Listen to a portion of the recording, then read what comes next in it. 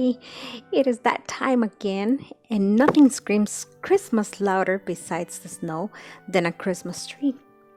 So, if you are looking for something more original than the plastic version, you will love this tutorial. A tree made from corn husk or leaves, however you prefer it. So, without any further introduction, here's a list of materials that you will need.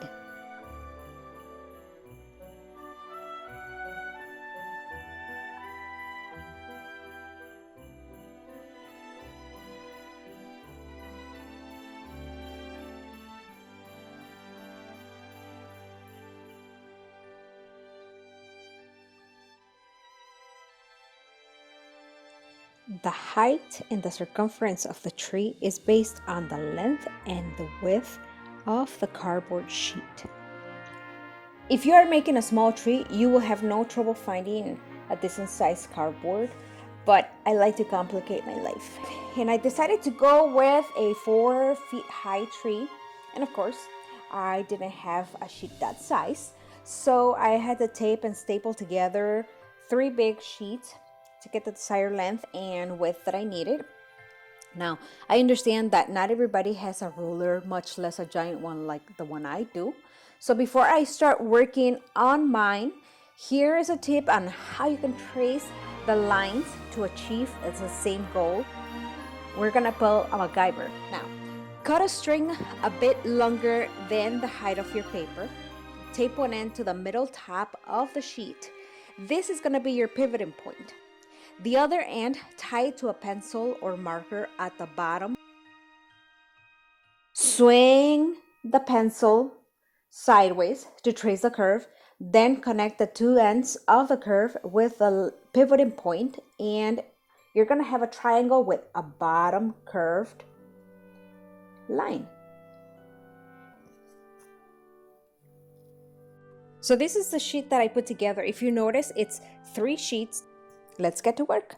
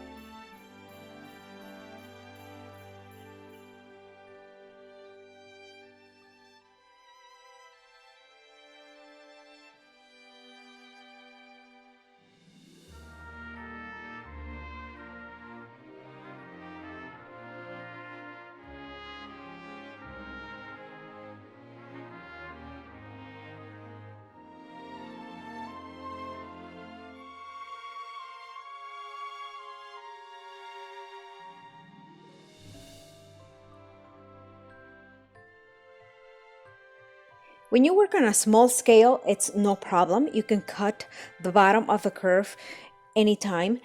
But when you're working on a big cone like this, it is much easier to do it right now.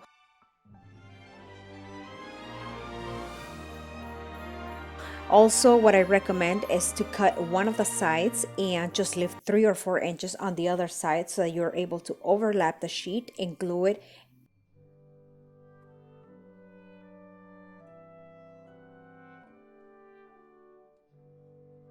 In order for me to be able to secure the cone, I had to cut a little bit of the top so that I could stick the stapler in and keep it in place while I also put together and secure the bottom and stop it from unfolding. I glued and stapled everywhere I could, inside and out.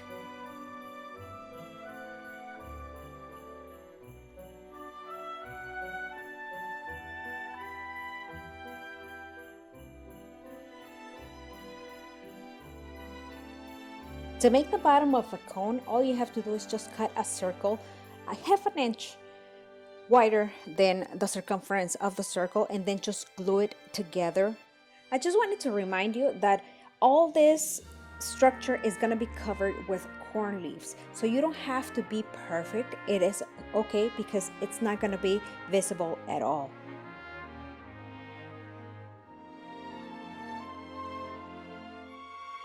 The structure at this point is very lightweight, so if you try to work on it, it's gonna move around and possibly end up on the floor.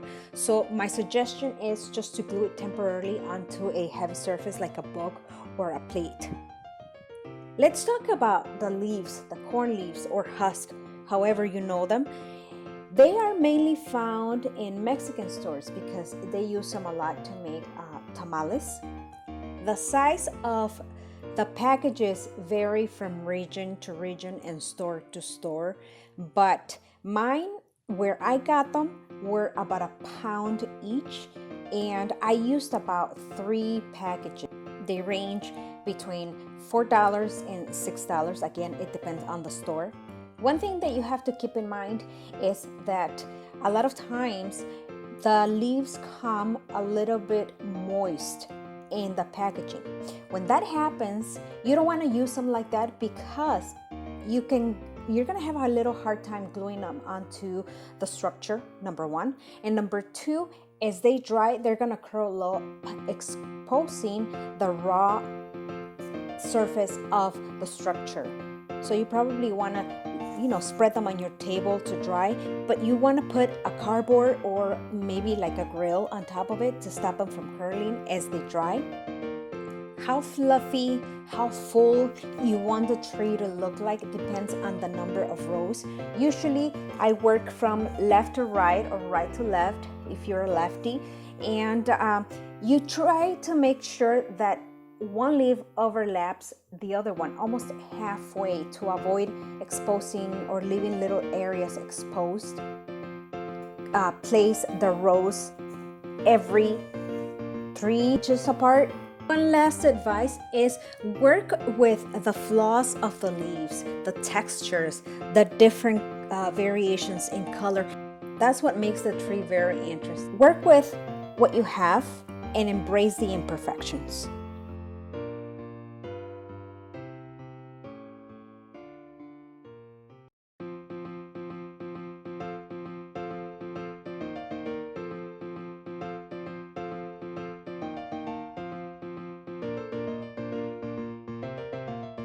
If you have some exposed areas, all you have to do is just cut a piece of a leaf and just glue it on it.